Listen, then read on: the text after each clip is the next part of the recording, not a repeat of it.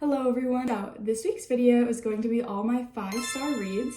I'm so excited for this video because I just love books. I love reading. It's my favorite thing. I read a lot when I was younger and then I stopped for a couple years. I started reading again in March of 2021, I'm pretty sure. And a couple of the books that I'm going to show are some that kind of got me back into reading. So let's get into it. Okay, starting off with one of the books that really got me back into reading, A Court of Thorns and Roses, or ACOTAR. This book is a 5-star read for me, and not only this book, but also just the whole series. First of all, when I went to go get this book, I was out of town and I was at this little bookstore, and the lady that was working there, I had asked her if they had this book, and she said, no, they're on back order. But she had put one aside for herself that she was gonna go buy, and she was like, you can just have it. I'll just order one for myself. And I was like, that's so sweet of her. And I literally knew nothing about this book. At the time, literally meant nothing to me. I had randomly looked up some ideas on TikTok and then went to this bookstore and was looking for them. And she was so sweet because she was just like, you can just have it. And I was like, oh, thank you. So I'm really grateful for that lady because she was so kind to just give me the copy that she was gonna buy. So if you haven't read A Court of Thorns and Roses, it basically follows the main character, Farah, and she is a human, and then she kind of gets put into this fairy world, and she has a bunch of challenges that she's kind of going through, and there's this whole mystery kind of aspect to it. I don't want to spoil too much, but there's this whole mystery aspect, and she's trying to figure out this thing while doing all these tasks.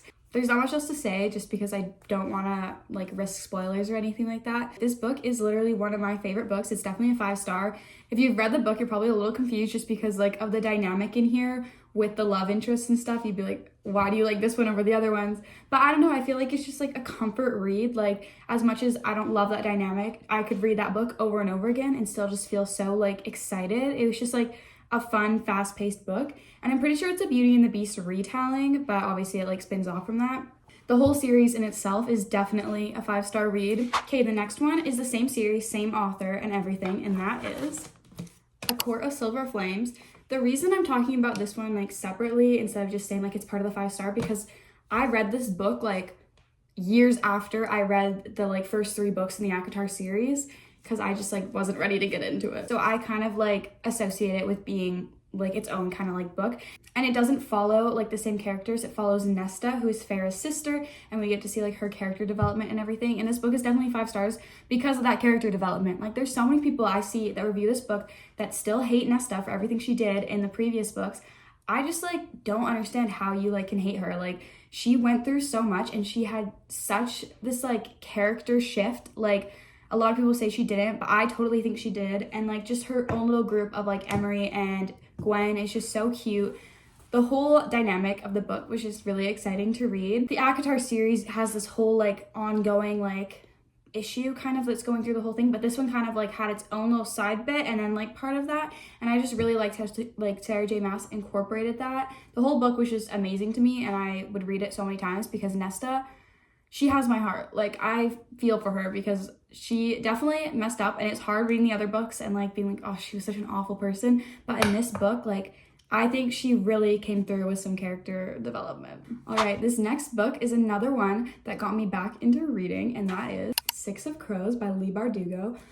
This book, when I read it, I loved it so much just because of the characters. So this book, it follows Kaz, Inej, Jesper, is Waylon in this one? I think he is. Waylon, Nina, and Matthias. I don't know how to say his name. I'm not gonna lie. But the characters just are so well-rounded and so dynamic that it just creates such a good story.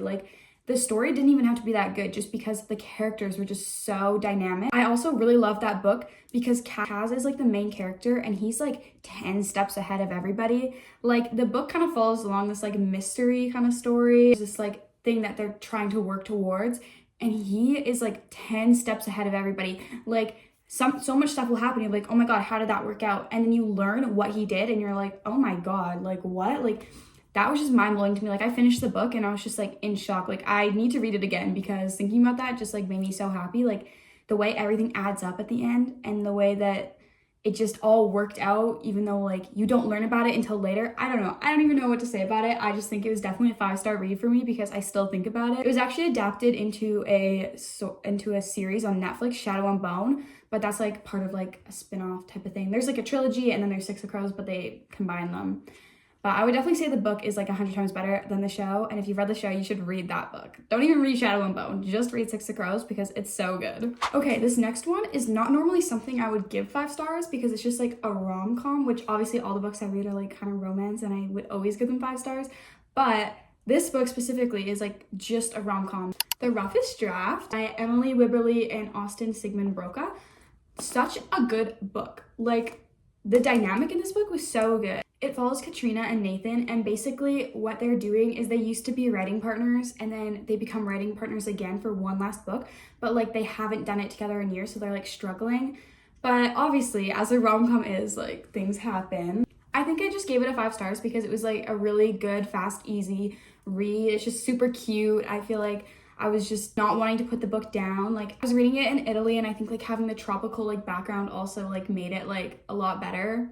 But it was just a really good book, a really good 5-star read, super quick paced. If you're looking for like a romance, I would get that. And it's definitely young adult for sure too. This next one is probably one of the first books I ever gave like 5 stars and like could not stop thinking about it. And that's Heartless by Marissa Meyer. This book breaks my heart. Like, I can't reread it as much as I want to because it just makes me so sad. And if you've read it, you'll know why. Like, the ending is just like heartbreaking, but it's such a good book. So it's a Queen of Hearts retelling and it follows Cass, who's like a little baker, and then things like start to happen and it's like very whimsical. It's very like Alice in Wonderland kind of type of theme, and I just love that about it, just like the Alice in Wonderland part. But I think what really made it a 5 stars was the ending and just like everything leading up to it. It was just like I could not stop thinking about this book. Like, I put it down and I was like, what just happened? Like, it was just such a good book and I would recommend it a million times over. Like, look how cute it is. Like, it has such a cute like cover. I love it so much. It's such a good book, like, but it's so heartbreaking. Like, I literally want to cry every single time I think about this book because, oh, my heart just breaks for Cass. And the Queen of Hearts, she had a right. She had a right to become evil if that's like the real story. Like, oh, it's so sad, but I love that book so much. Okay, this next one, I can't remember why I gave it 5 stars, but I can imagine that like I did, if that makes any sense. Like, it sounds weird, but like I know I gave it 5 stars for a reason, but I can't remember why. Throne of Glass, also by Sarah J. Maas, the same author that wrote the ACOTAR series, A Court of Thorns and Roses. I picked this book up. I'm pretty sure I just downloaded it off the library onto my phone and I just like started reading it and binge read it in like a day and I loved it. It was so good, but I didn't even know it was like this big of a series at the time, like how so many people talk about it. I had no idea. But I started reading it and I just loved it so much. But I don't necessarily remember why it was a 5-star. I don't necessarily remember what exactly happened in that book. I've obviously read the whole series now, and the whole series is 5 stars, just like ACOTAR. So the book kind of follows Selena and what she's doing. She's like an assassin, and she's working with like the palace and like the castle, but like she's also not necessarily working with them. It's like a whole thing, and then she meets some people, and the characters are just so cute. And I think the dynamic in that book was just like really fun.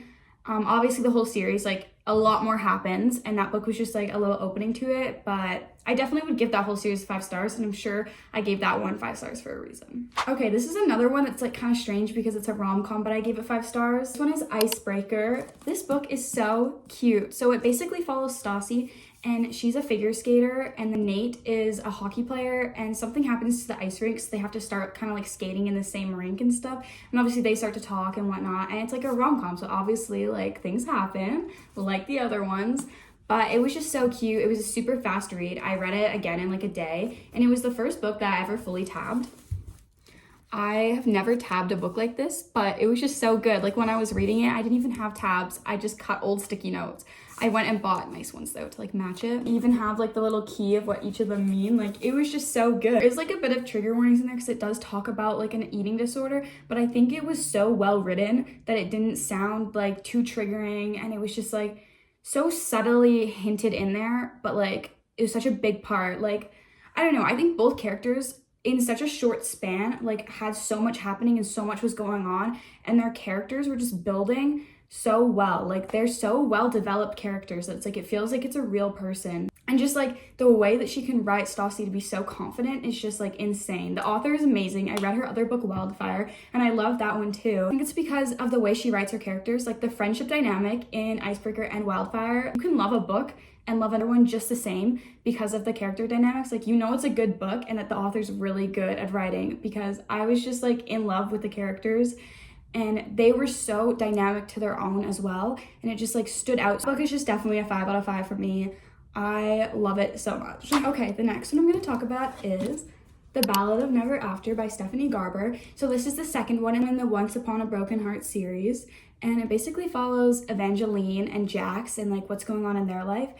But this is definitely a 5 out of 5, again, because of the ending. I love that series, the whole series. It's a trilogy now. And I also love the Caraval series, which is like the series before this one, so much because of the way that Stephanie Garber writes the like fantasy and magical part so well. Like, it makes like things so much more like fun and exciting to read, because she like made the like world building exciting and like something like different rather than like just stating like what it looks like. It was just so exciting, and a lot of stuff like kind of is unexplained like in all of the books, and you're kind of like, okay, that's so weird, but it's like the place that they take place in, stories that come from like this special place like don't have an ending. They're not well explained. It's like, it's part of the magic that things like don't really get a true ending or like an explanation. Just follow throughout the whole series where it's like things just don't get explained and you're like, well, what happened? But it's like, it's because of the magic. It's so good. This book specifically though, it was a 5 out of 5 because of the ending, and I was just like shocked, and then it just adds to more and more and more. Like, so much stuff just kept happening and I was just like, what is going on? And then like it literally says the end and you're like, oh my god, what? And then there's some more. But it's just such a good book. Like, I recommend it 100% if you're looking for like a quick little like fantasy series. This series is so easy and fast to get through.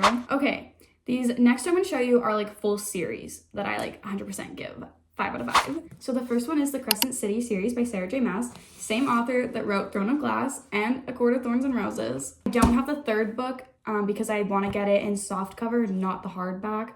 So this series is another one written by Sarah J. Maas, and it basically follows Bryce Quinlan and what she has to do. And there's just a lot of stuff that happens, and it also has different character point of views as well in this one. So you get everybody's side. It's really interesting to like see how they work together. And there's so many little hints. Like, I preferred having those character point of views than I did the Throne of Glass, and I was more connected to the Throne of Glass series rather than this one. But it's just like the way that the characters were written, it's just so interesting. Like, I feel like they were so much more interesting characters, and you also get so many little hints of what's going to happen. Like, something will happen with this one character, and then the next chapter you're like, oh my god, but what's going on with them? And you like have to read a couple character point of views, and then you get back and it's like all ties together, and it's so good. And the last 50 pages of like each book is just like insane. Like, everything happens and it's just like you sit there and you're like, what? Like, I remember literally just being in shock because the endings were just so good, especially if you've read the series. The ending of The House of Sky and Breath, if you're a Sarah J. Maas reader, it's a very exciting ending, but I just loved it so much. That series was just like amazing. I love the characters. I definitely think like the issue that was going on, like the actual plot and the issue, was a lot more confusing than the other books, and like you have to really think about it, and it's kind of like eye-opening. Like, I don't know, it's very interesting the way that she like wrote it, and like the way that she came up with that. Like, her imagination is crazy, but it's definitely a lot more complicated of a thing. And I'm pretty sure there's a 4th book coming out, and I'm not really sure how it's going to tie in, because I feel like in the 3rd one, like, we wrapped everything up, but I'm pretty sure there's a 4th one. So we'll see what goes on in that one. But yeah, definitely a 5 out of 5 series. This next one is my second favorite series of all time. This and ACOTAR are definitely tied. That's the Magnolia Parks series. I love all of these books so much. I can't even give like a recap or like a little overview because there is no plot, but it basically follows Magnolia and BJ and their friend group, and it's like high society London. And you're kind of just like following them along their lives and like basically just in the gossip. Like, you're just hearing everything that's happening, all the gossip, what's going on with who. And it's just like, I love books like that where I can just like read along. And it's I forget what it's called, but it's like something character. It's like a character driven book or something where there's no plot, but you're just following the characters. This series literally just follow the characters the entire time, and you just listen to what they're saying, and it's just so entertaining for me, and I just feel so connected to them, and they have such good quotes. So Basically, there's the Magnolia Parks part of this series, and they have Magnolia Parks, Magnolia Parks The Long Way Home, and Magnolia Parks Into the Dark, which is the book I'm reading right now. And basically follows Magnolia and BJ and their love story and everything until the end. And there's the Daisy Hates books, which Daisy Hates, and then Daisy Hates The Great Undoing. And then there's also supposed to be, I'm pretty sure, 2 more Daisy Hates books that are coming out, but this one follows Daisy and Christian and Julian, who is her older brother, and it just kind of follows along their life, but like theirs is a little more dynamic because there's like some like gang stuff that's happening, and like they're part of like these like crime organizations. So you kind of hear what's going on with that, but just very entertaining books to read. And the covers are so cute. Like, let me show you. I thought these covers were weird at first, but look how cute this is. Like, what? Daisy Hates? So cute. And they always have like these little things on the back. The Magnolia Parks book, the whole idea of it is how many loves do you get in a lifetime, and it says that on it. And I want to get that tattooed because like it's just so cute and has such a cute meaning in the end. This is the other Magnolia Parks book, like so cute. And I love this one so much. I wish it wasn't a different size than the rest of my books because it's really sad that I got the wrong size. I'm hoping I'm gonna go order another one. That series just like is a 5 out of 5 series for me because I just love reading that stuff, and I feel like the characters like have just grown so much throughout the books. Like you see their development even though there's no plot. Like Jessa Hastings is just like a really good writer, and it really comes through in a book like this where there is no plot and she can write like a 500-page book that just like is so engaging. It's just insane. All right, well, that's gonna be the end of all of my 5-star reads. I wanna do more book videos and like do more like 5-star reads and like reading wrap-ups and stuff, but it just takes more time because I have to actually read the books. But anyway, yeah, this is gonna be the end of this video.